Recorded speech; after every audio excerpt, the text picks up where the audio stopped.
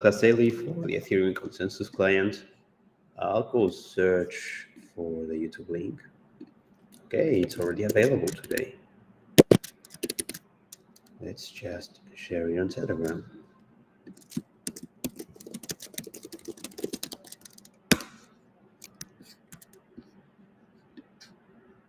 All right, it's already shared, so I think we can start with the updates. Tomas, do you want to go first?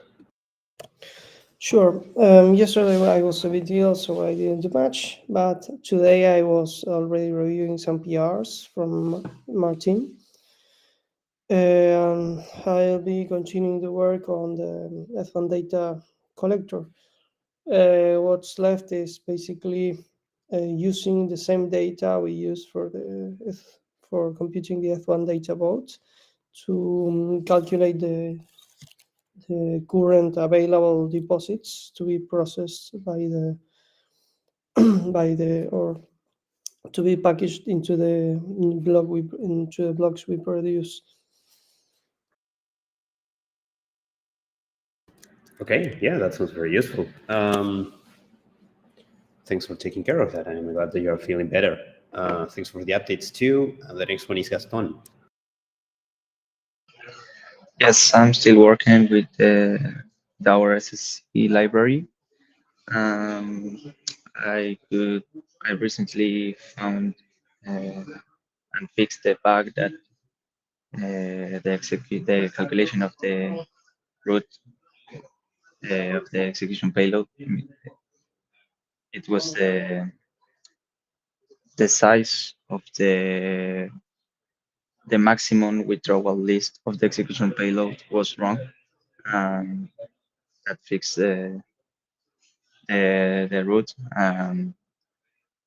There are still some others, but that was a good news.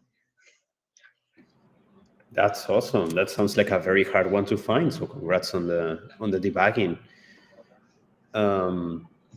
That's perfect. So from what I understand, you will continue working on other SSZ hash tree root bugs, right? Yes, and I also made a refactor in the hash tree root function, and I could improve readability, and it also use fewer lines. So yeah, the main problem we had is we were not able to hash root beacon block or beacon state, and I think those two are working. So we are almost fixed. I think the ones that are remaining are some, yeah, one containers we are not using at the moment, or not much. So I think, yeah, we are almost there. So congrats, Gaston. That sounds amazing. Congrats all around. Okay, awesome. Thanks for the updates. Martin, do you want to go next? Sure. So on my side, I've been working on building a new block. I was able to call the execution layer and get the execution payload, fixed other fields. Sorry for the noise. And so I'm just finishing some smaller things, but I think we are almost there. Like I was running the state transition on this new block, and there were some things that were failing, but due to the fact that we are using a hard-coded validator and that kind of stuff, signatures. But when removing all those checks, I think the state transition is passing. So we have an almost good block. So I think we are fairly close. That's awesome. It sounds like we're almost there with almost all we need for a validator. There's probably a couple of more things, but we're really getting close. I'm excited for that. As for me, I've been working on the same as the last couple of days, which is the integration with a Genesis, as I said. It took quite a detour last couple of days, especially yesterday. I've been debugging Lighthouse local testnet.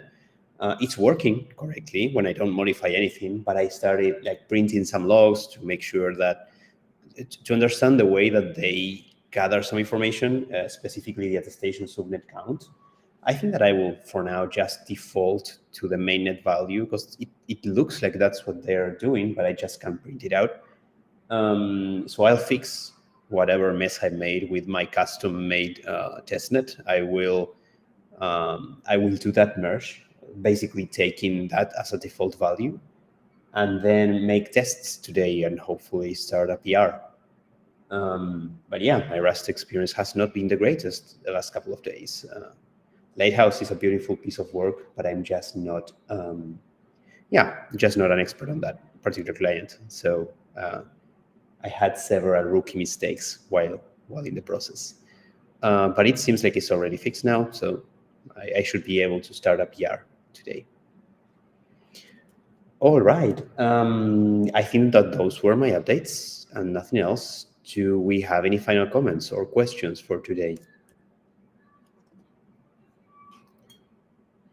All right. If that's the case, then thank you all for joining and see you all tomorrow.